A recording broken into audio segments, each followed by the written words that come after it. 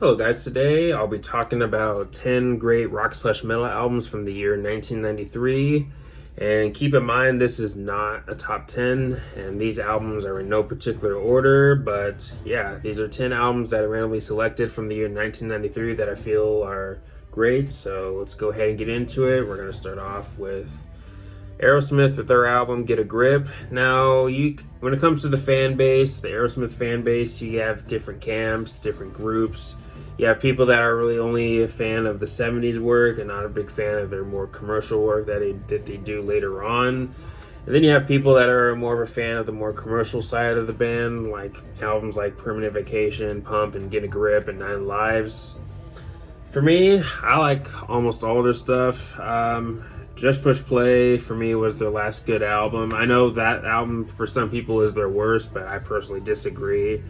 I actually like that album more than Honkin' on Bobo and their last album, Music from Another Dimension, which is probably not a popular thing to say because, I mean, I know Just Push Play is arguably maybe their poppiest album, but I personally dig that album, honestly. Not one of their best, but still a decent album. But anyways, back to this album. I mean, this album's not going to be for every Aerosmith fan, but for me, I dig the album, and I've grown to like it more with time also. Some of my favorites on here, Eat the Rich.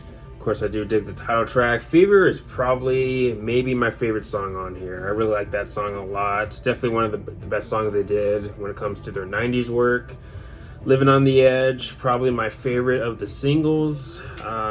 You move into or towards the second half or so, and you get some pretty solid deep cuts or underrated songs, such as Gotta Love It. I really like that song. Flesh is another underrated song on here, in my opinion. Shut Up and Dance and is probably another favorite of mine on this album. And of course, you have the song Crying, which is definitely a big hit for them. And yeah, you can make the argument that it is a bit overplayed, but I'd still say it's a great song and one of the highlights on the album, too. And then you move towards the end of the album. You have songs like Crazy and Amazing. Crazy, I think, is okay. Amazing, I don't like as much. I think it's maybe my least favorite of the singles. I mean, it's not terrible. I mean, it's by no means one of the best songs on here, at least in my opinion. But again, it's an okay, decent track. But yeah, overall, great album, I'd say, from Aerosmith. Then we move on to Sound of White Noise by Anthrax. Now, when it comes to Anthrax, when it comes to the fan base, you have the John Bush camp and you all have the Joey Belladonna camp. For me, I personally don't understand why people prefer John Bush, especially when you have and I'm not talking about John Bush himself. I'm talking about the music or the albums that they did with him, because I don't get how you can prefer albums like Stomp 442 and Volume 8 over albums like Among the Living or State of Euphoria or Spreading the Disease. I personally don't really get that, because I think those two albums, Stomp 442 and Volume 8, are easily their worst albums. I mean, there's a few songs off of those albums that I think are okay, but overall I think those albums are kind of crap. But I think this album is easily the best of the John Bush era, and We've Come For You All probably being the second best, I'd say, of the era. But some of my favorites on here, Potter's Field, Only, one of the fan favorites from the John Bush era, and Room for One More is another fan favorite that I really like. High Pro Glow is also really good, but you move into towards the second half and you get some pretty underrated songs such as Burst and Sodium Pentanol, if I pronounced that correctly, which is track number 9. 1000 Points of Hate is another song that I enjoy off the album. You do have a song that's a bit different for Anthrax, that song being Black Lodge. It's a bit more melodic and definitely 90s sounding for sure, and it's okay. It's never been one of my favorites on the album, but I think it's a decent track. I can see how many Anthrax fans might not like that song, especially because it's very different for them, but at the same time, or at least for me, it's a decent track, but again, not one of my favorites. But yeah, overall, pretty good album, I'd say, from Anthrax. Next, we move on to Death with their album Individual Thought Patterns. And this is probably my favorite Death album at this point. And you also have a pretty good lineup. Of course, you have Gene Hoglan behind the drum kit, and definitely a great drummer. Of course, he's also worked with many other bands such as Strapping Young Lad and Dark Angel. I know he worked with Fear Factory also. But yeah, definitely a great drummer, and of course his playing on here is pretty good. But some of my favorites on here: Overactive, Imagination, In Human Form, kind of an underrated song on here. The Philosopher, which is of course the big song off the album, definitely one of the highlights on here, and also closes the album fairly well also. Then you have Mentally Blind, which is probably one of my favorite Death songs. I absolutely love that song, and if you haven't heard that song or you haven't heard it in a while, definitely give it another listen. Maybe a top 10 or 15 Death song for me. I again really dig that song a lot. And Trapped in a Corner is another favorite of mine on the album. But yeah, honestly, you really can't go wrong with any of the songs on here. If I had to guess or pick what is maybe my least favorite song on the album, maybe Out of Touch, but that's not really saying much because I still think that song is pretty solid. But yeah, Death, Individual Thought Patterns, definitely a great album. Then we have this album, River Runs Red by Life of Agony. And I already know, and I can already guess that most of my viewers are probably not familiar with this album or the band, and I definitely highly recommend it, especially if you're a fan of 90s metal or 90s rock. If you're a fan of bands like Biohazard or Madball, for example, then I can see you maybe enjoying this album. But when it comes to Life of Agony, they kind of change their sound on every album, which is probably why they're not as big as some other bands when it comes to 90s bands or 90s rock, 90s rock or 90s metal bands. But I mean, this is probably their biggest or best known album or most known album. But some of my favorites on here this time, Through and Through is also a really good song on here. And those two songs are maybe their biggest songs also. Underground's another fun track on the album. Really good song and definitely one of the highlights on here. Then you have the song Bad Seed, which is probably one of their best songs, I'd say. Riff Rise, pretty dang good. The Stain Remains, probably one of the heaviest songs on here and definitely one of my favorites. But yeah, honestly, you really can't go wrong with any of the songs on here. And also, the album is a concept album. Lyrically and conceptually, pretty dark album, but still, there are many songs on here that are pretty fun to listen to, such as songs like Underground and Respect and My Eyes. But yeah, pretty dang good album, and definitely an album I highly recommend if you haven't heard it. But next we move on to Stain by Living Colour. I'll go ahead and say it, I think this album is probably one of the most underrated rock albums of the 90s. I absolutely love the album. Now, when it comes to Living Colour, most people talk about Cult of Personality or their debut album, Vivid. But yeah, that album and Time's Up are often considered their best, but I think I actually like this album more than Time's Up, which is maybe an unpopular thing to say, because I even know some people point to that album as their best, Time's Up, which I personally disagree with. But Time's Up is definitely one of their best though. But I don't know, this album is maybe my second favorite Living Colour album. This album and Vivid kind of fight for my favorite Living Colour album. I really think this album really is that good.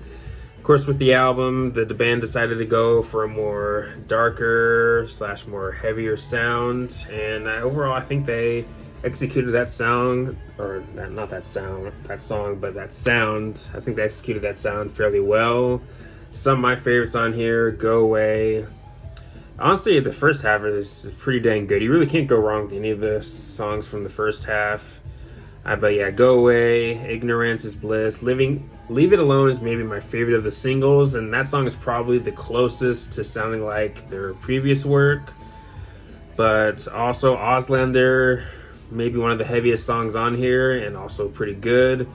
Nothingness, maybe a little bit different for the band, but it's a bit more melodic. You can maybe say a ballad, but I really dig that song.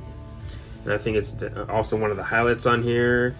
But you do move towards the second half where you get some deep cuts that I'd say are kind of overlooked by the band.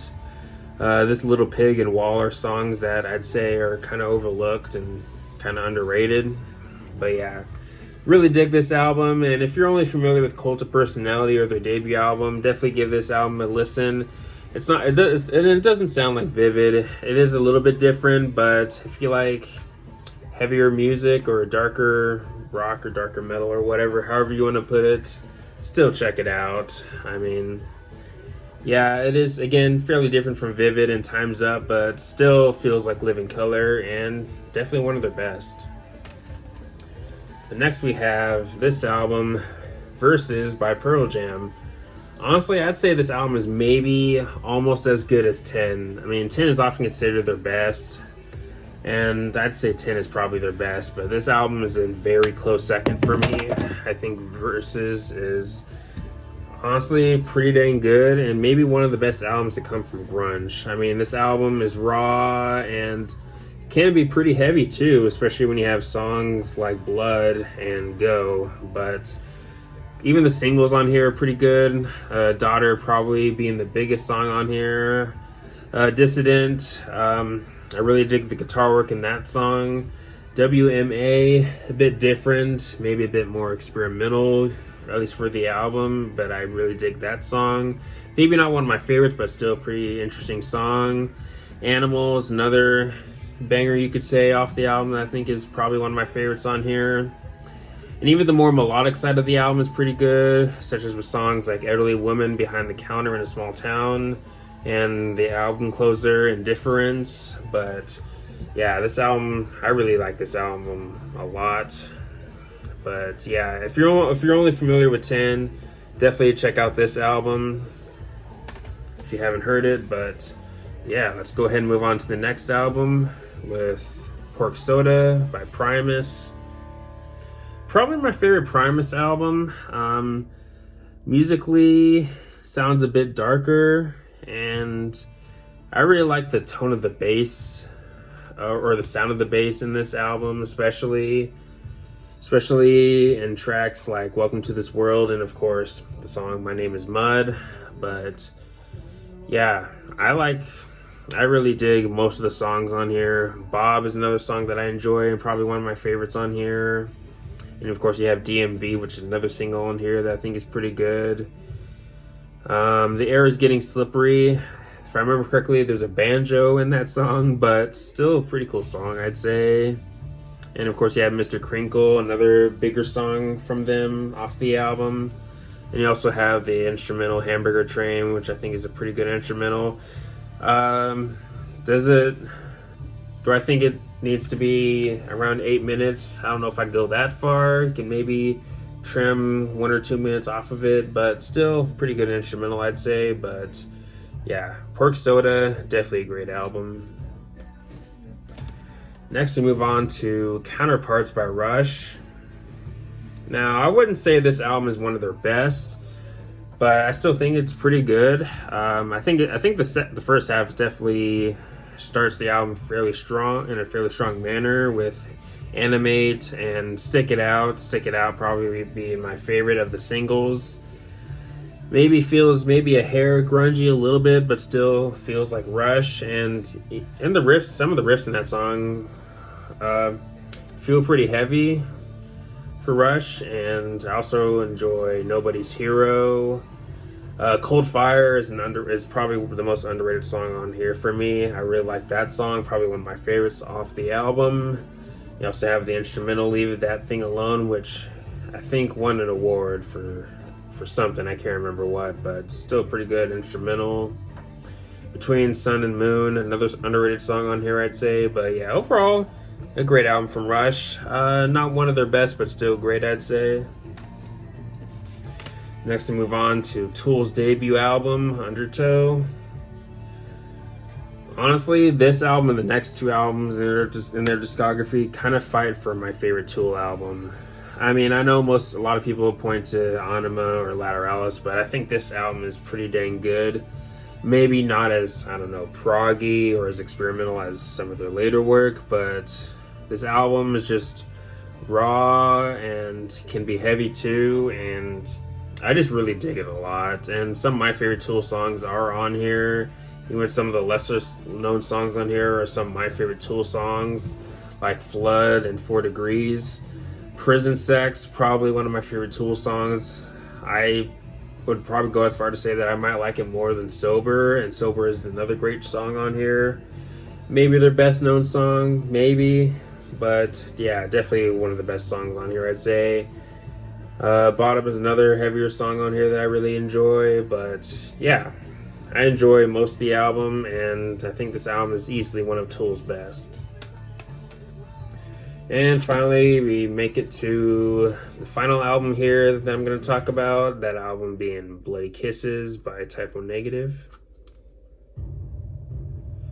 And this album, probably my favorite Typonegative album, and also definitely an important album when it comes to gothic metal.